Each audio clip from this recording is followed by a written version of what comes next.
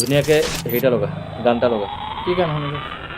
হিন্দী শুনিব নে ইংৰাজী শুনিব নে অলপ অসমীয়া শুনিব গজল টাইপৰ গান লগা আৰু চাউণ্ডটো কমা অলপ ঠিক আছে নমস্কাৰ সকলোকে আজি এটা নতুন বিষয়ৰ ওপৰত আমি আলোচনা কৰিম বিষয়টো হৈছে আমি জীৱনত যিটো হ'ব বিচাৰোঁ যেনেকুৱা হ'ব বিচাৰোঁ আমি তেনেকুৱা হ'ব পাৰিম আহক ভিডিঅ'টো আৰম্ভ কৰোঁ এতিয়া কথা হ'ল আমি জীৱনত যি হ'ব বিচাৰোঁ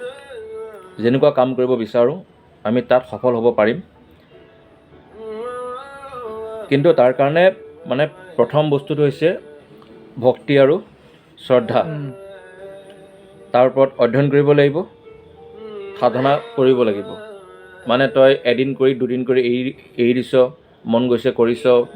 মানে ক'ৰবাত তই আজি মই বিজি হৈ গ'লোঁ মই আজি নোৱাৰিলোঁ কৰিবলৈ সেইটো নহয় 5 মিনিটৰ কাৰণে হ'লেও 1 মিনিটৰ কাৰণে হ'লেও তই কৰিব লাগিব সি লাগিলে ৰাতি 12টাতে হওক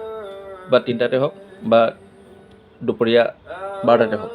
যেতিয়াই নহওক যেতিয়া সময় পাওঁ সেই বিষয়টোৰ প্ৰতি যেনেকৈ হওক তই ইউটিউবত চাব পাৰ ফেচবুকত চাব পাৰ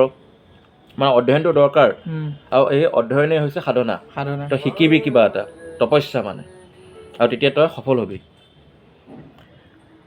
আৰু বেলেগকৈ একো নাই মানে ধৰক বহুত ধৰণৰ এক্সকিউজন আহে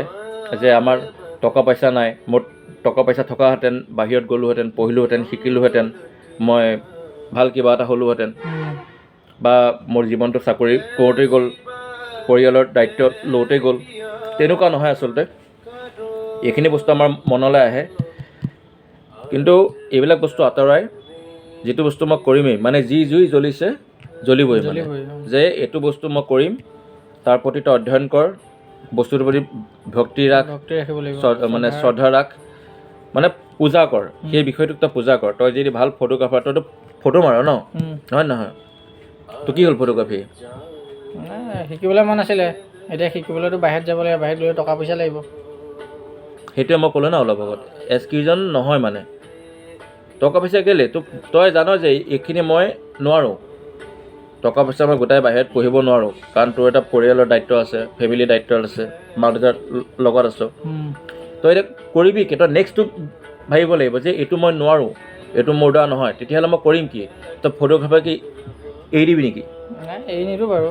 সেইবিলাক তই চা তোৰ যি শিকিবলৈ মন আছে ইউটিউবত চা বুজি পাইছ নাই কোনোবা জনা মানুহৰ পৰা এনেই গৈ শিকগে ফেচবুকত চা কিতাপ পঢ় এইবিলাক বস্তু যিবিলাক বস্তু আমি সহজতে মানে পাৰোঁ বলীউডৰ এজন এক্টৰ আছিলে নৱাজুদ্দিন ছিদ্দিকী তেখেতে 12 বছৰ নে 13 বছৰ ষ্ট্ৰাগল কৰিছে দিল্লীত NSD কৰাৰ পিছত মানে তাই বলীউডত তেওঁ মানে এক্টৰ হ'বই এতিয়া বলীউডত হিৰো লাগে একদম ধুনীয়া হ'ব লাগিব হেণ্ডচাম হ'ব লাগিব বডি থাকিব লাগিব নাচিব জানিব লাগিব কিন্তু নৱাজুদ্দিন ছিদ্দিকী তেনেকুৱা নহয় তাৰ বিপৰীত মানে ইমান ওখও নহয় চাপৰ বডি নাই আৰু চেহেৰাটো ধৰ হিৰো নিচিনা নহয় কিন্তু তেখেতৰ এক্টিং 1 নম্বৰ মানে 1 ছেকেণ্ড 2 ছেকেণ্ডৰ ৰোল যি পায় তেখেতে 12 বছৰ 13 বছৰ ধৰি পেলাই বলীউডত কৰি আহিছে আজি এতিয়া মানে নম্বৰ 1 বুলি ক'লেও তোৰ হেৰি নহয় মানে বেয়া নহয় মানে এতিয়া জুবিন দাই প্ৰথমতে গান গোৱা নাছিলে তেখেতে মিউজিক কৰিছিলে যে তেখেতে মিউজিক কৰিব মানে তেখেতৰ মনৰ ইচ্ছা তেখেতে মিউজিক কৰিব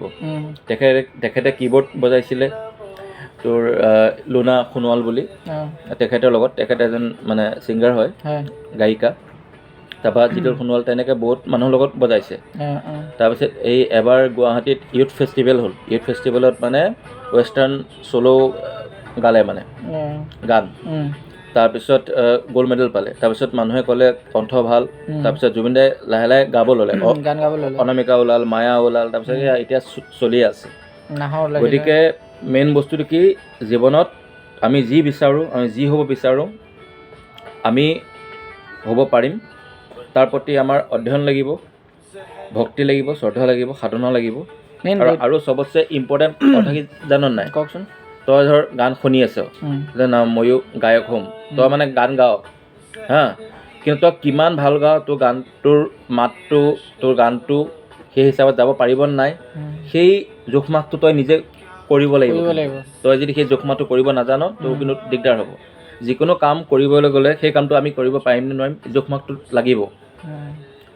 বুজি পাইছ নাই মানে তই বলে পাৰিবি নে নোৱাৰ বা তই কৰিলে মানে তই যদি ভাল এজন